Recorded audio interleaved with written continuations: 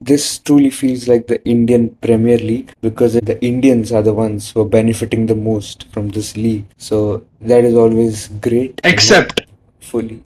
the commentary. That was a point that I had forgotten. And more or less, the English commentary has been decent because I'm glad that Ian Bishop is getting a lot more opportunities. He was at the first toss as well at Bangalore, which is very good to see. And it's a bit embarrassing because he still is the man who seems like the most prepared and knowledgeable, even about Indian domestic players. I think he mentioned a story about Aniket Verma and how his uncle helped him reach to the higher levels of cricket. And that should have come from someone like a Harsha Bhogle or a Deepdas Gupta or a Murli Karthik. But unfortunately, that doesn't happen. But I'm even more disappointed with the Hindi commentary, which is an absolute joke at this point. The biggest joke is that they're making Ravichandran Ashwin do Hindi commentary. And he's literally taking Hindi lessons from Mr. Vimal Kumar doing their Might videos. as well have gotten him into the commentary box. So what are your thoughts about the commentary? Yeah, when I'm commuting around, that is when I listen to the commentary. So even if I haven't watched all the games, I've listened to every single game. So I am the best one to talk about this. And I have to say, Ian Bishop, long live Ian Bishop, because he's the one commentary ka tambu Bishop ki bambu.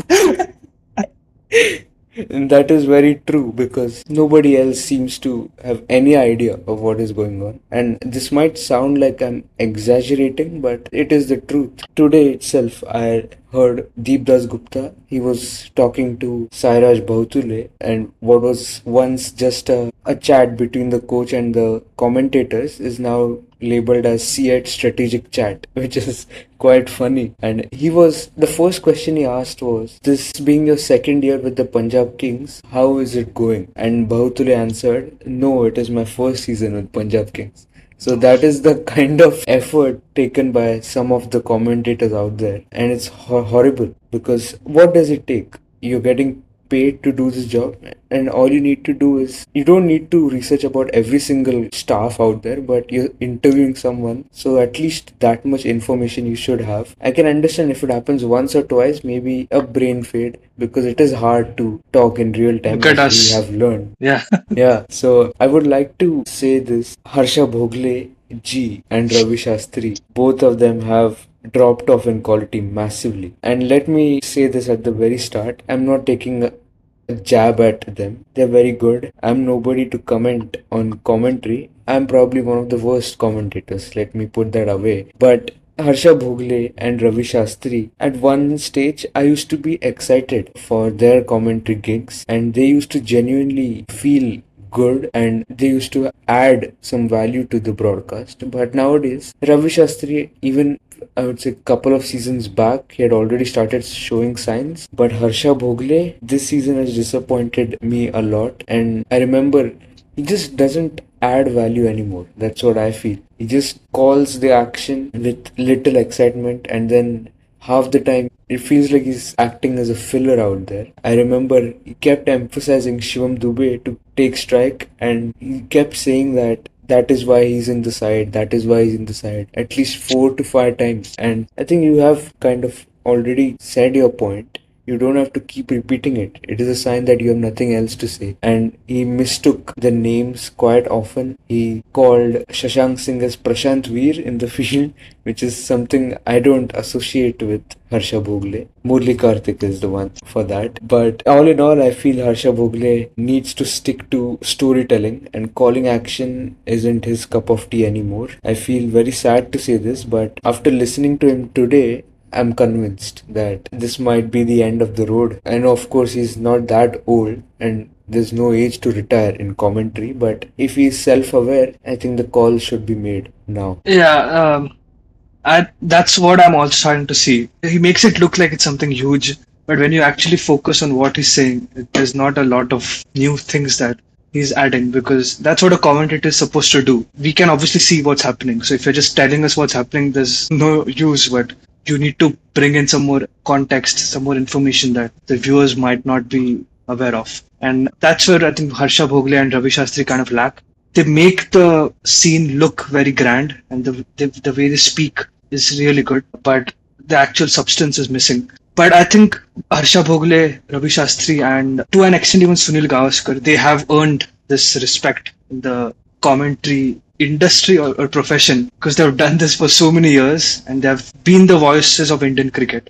So I think they are an exception and they will get a longer run, and it's up to them to call it quits. But I think for others like Murli Karthik or Deepdas Gupta, I think there certainly needs to be a bit of analysis as to how much work they're putting in.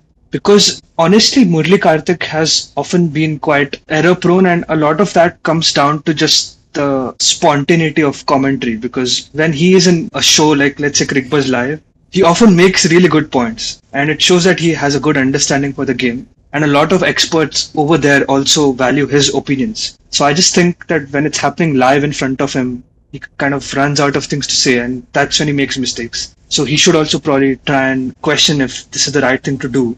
But the question is, are there any other commentators that can replace these guys, be it from India or from across the world? So who do you think is missing that can do a better job than these guys? Yeah, it is difficult to take names here if we haven't heard them before. And if they don't get the opportunity, I feel they will never be able to show what they can do. And even the audience, if they don't know what they're missing, they will never realize that there were better options all along the way. Ronak Kapoor recently has done quite a commendable job. He was there for the ICC events, the Women's World Cup and the T20 World Cup. And he's also there for the IPL this year, which is a great addition. And I just feel that you can't be lazy when it comes to such things. And most times it is just the broadcaster being lazy and doesn't do his work, research work. You saw Bishop pull up a couple of great stories, and then you had Deepdas Gupta and Murli Karthik just take the efforts to dig out one story, and they did talk about it in the next game and then back to square one. So that is not how it works. You have to have that passion, and I feel that there's a difference between being an expert and a commentator,